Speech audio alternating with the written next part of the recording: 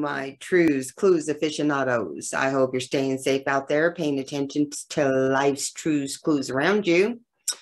I don't know about you, but like I've said in my prior videos this month, I have been having a tough time with the beginning of the year. It's been one problem after another.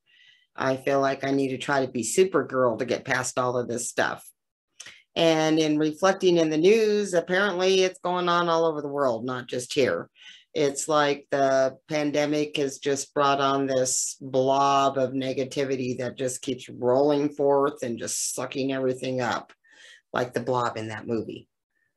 Anyway, I wanted to update you on a crime committed recently, and it was on the Upper West Side on the subway in Times Square. Michelle Alyssa Go loved New York City and traveling. She had just celebrated her 40th birthday in December with a vacation in the Maldives, or Maldives, however you say it, a neighbor said, and looked forward to work-related business trips. Well, who the hell wouldn't like that? Sounds like she had everything going for her. A nice life planned ahead of her, midlife, knowing what she wants to do. On Saturday morning, Miss Go left her apartment on the Upper West Side and was about to step onto a subway in Times Square when a 61-year-old man pushed her from behind. She didn't even know it was coming, standing there minding her own business like people do. Some asshole comes up and just shoves her, shoving her to her death in front of a southbound R train.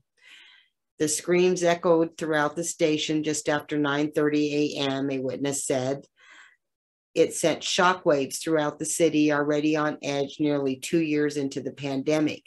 Subway use is half what it was before March of 2020, and riders have pleaded for help from elected officials, complaining regularly about encounters with people who appear to be homeless and mentally ill.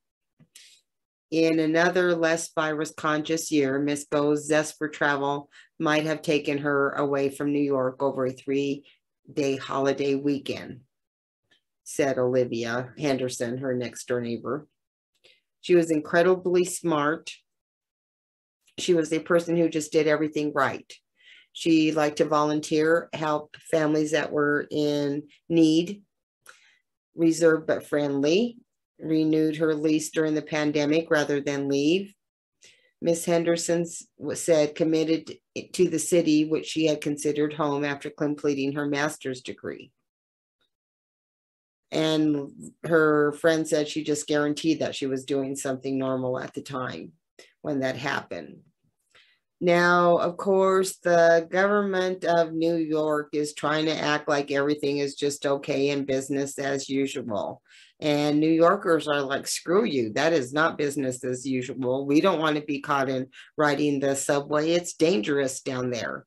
And although they try to insinuate that that was not true, they later had to come back and say everybody is afraid of going on metro transportation right now.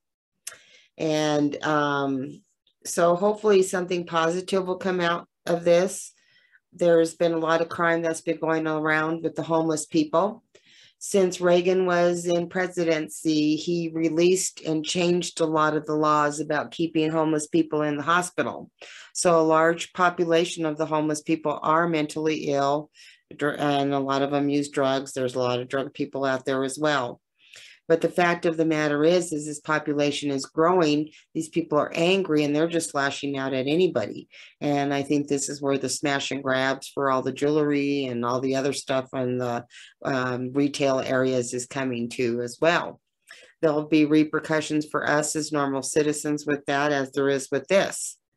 But anyway, I just wanted to update you guys on that.